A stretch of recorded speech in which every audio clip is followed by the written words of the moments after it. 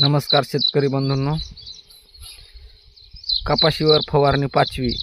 ज्यांची फवारणी 5वी आहे त्यांनी 5वी करा आणि ज्यांची फवारणी 6वी आहे त्यांनी 6वी करा. फवारणीमध्ये आपल्याला घ्यायचं आहे ब्लू कॉपर, एक बुरशीनाशक आहे. त्याच्यासोबत आपल्याला स्टेप्लोसायक्लिन ही घ्यायचं आहे.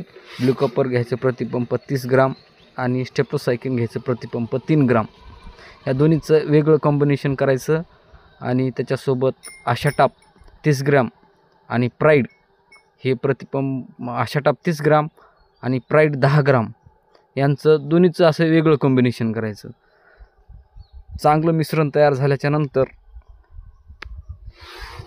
दमन बायो 303 हे 30 मिली प्रति पंपासाठी घ्यायचं.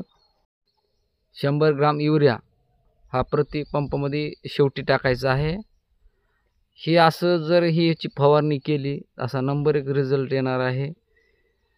दमननं थ्रिप्स काही टॉनिकचंही काम करील आणि थ्रिप्सवर बी काम करील.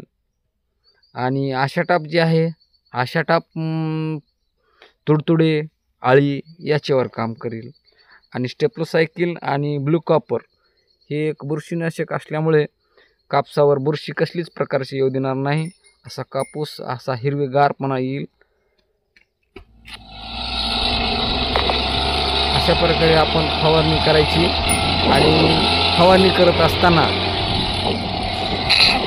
झाड पूर्णपणे असं भिजलं पाहिजे. पाण्याचं प्रमाण थोडं जास्त गेलं तरी चालेल, पण झाड असं नंबर 1 भिजलं पाहिजे. नंबर 1 असा रिझल्ट येईल.